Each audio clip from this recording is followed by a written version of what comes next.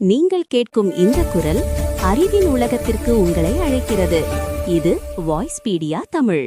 கனடாவின் பிரிட்டிஷ் கொலம்பியாவில் உள்ள வான்கூவர் தீவில் உள்ள பசிபிக் ரிம் தேசிய பூங்கா காப்பகத்தில் அமைந்துள்ள புகழ்பெற்ற வெஸ்ட் கோஸ்ட் ட்ரெயில் வழியாக செல்லும் ஒரு முக்கியத்துவம் வாய்ந்த மற்றும் உற்சாகமான கால்நடை பாலம் லோகன் கிரீக் தொங்கு பாலம் ஆகும்.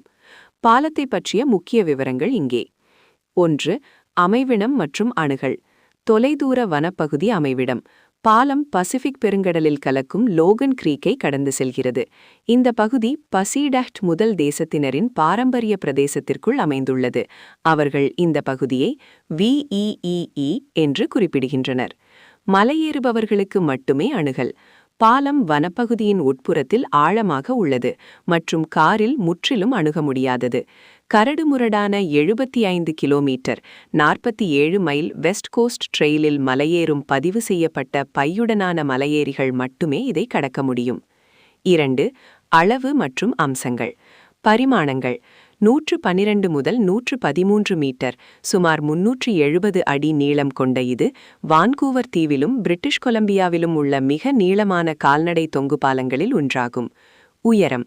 இது லோகன் கிரீக்கிற்கு மேலே சுமார் 40 மீட்டர் 130 அடி உயரத்தில் தொங்குகிறது.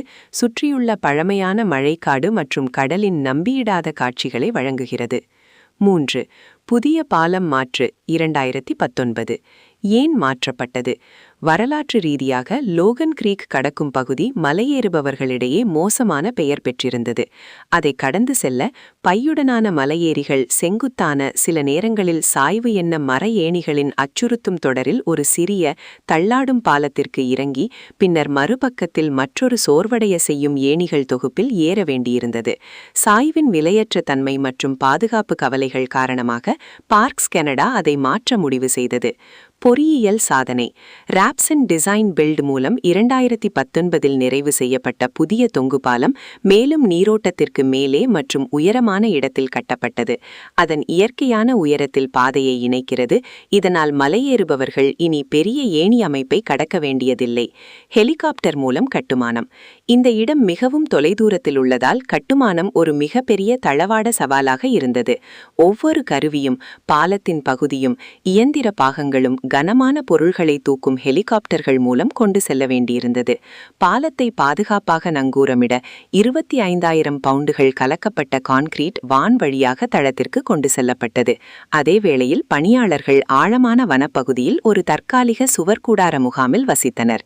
இன்று இந்த பாலம் ஒரு பொறியியல் அதிசயமாகவும் வட அமெரிக்காவின் மிகவும் சவாலான கடற்கரை தடங்களில் ஒன்றில் பயணிக்கும் பையுடனான மலையேறிகளுக்கு மிகவும் எதிர்பார்க்கப்பட்ட சிறப்பு அம்சமாகவும் திகழ்கிறது.